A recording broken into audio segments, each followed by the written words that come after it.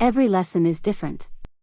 There are many teaching methods for your lesson topics, so why not change your classroom interior based on your lesson? Sometimes, students have to work in groups, sometimes you give a presentation, sometimes you do some corner work. Every strategy needs an effective classroom arrangement.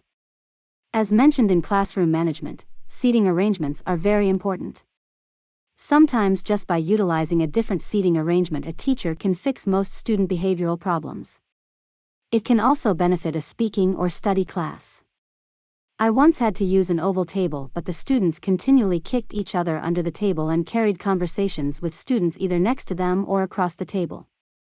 I changed the seating arrangement so the students couldn't look at each other. The students tended to learn better.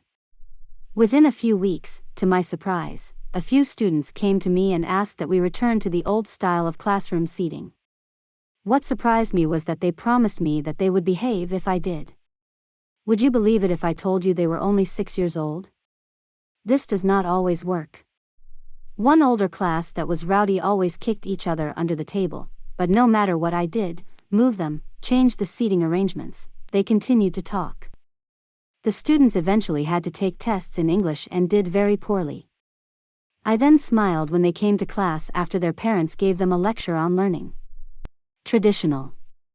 A traditional style of seating arrangement is a classroom with rows of desks that look forward towards the teacher's desk or the whiteboard.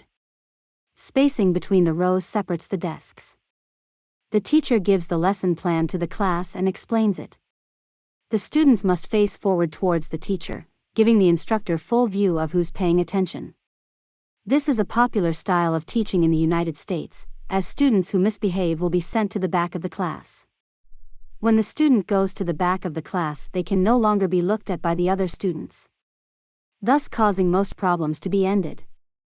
The seats are far enough away from each other that students cannot reach other and touch. They cannot talk without the teacher knowing. With this type of seating, students in the back of the class cannot distract the students in the front. Traditional group.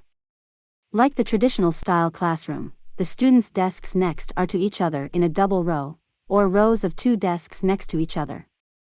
The advantage of this type of seating arrangement is when you need to do pair work.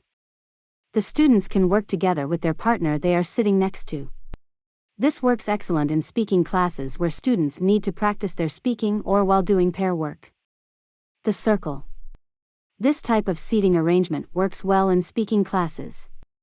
The students' desks are arranged in a big circle, backs to the wall facing inwards. The teacher can walk around the classroom behind the students to help them with their work or inside the circle, if possible, and all eyes can be on him or her. When students talk, all the students can see the student talking. There is no student who out of sight of other students. The problem with this type of classroom is the chance students may talk to each other, as they face each other and ignore the lessons. Other students may tend to show off in class to be funny. The final problem would be during tests, students can look at other students' tests if the desks or tables are close enough together. Clusters.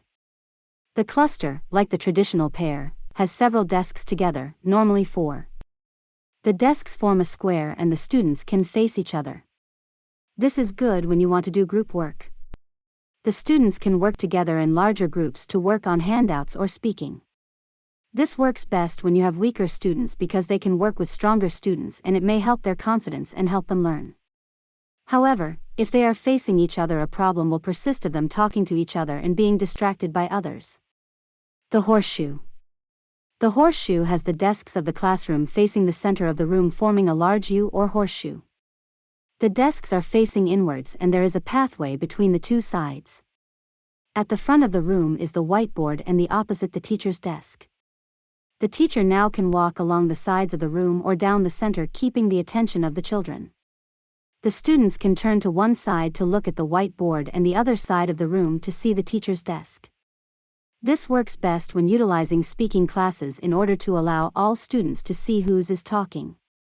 However, like the circle, the students who cause problems or show off during classes are in the view of all the students. When you have discovered how you want to set your class up, you must learn your teaching style.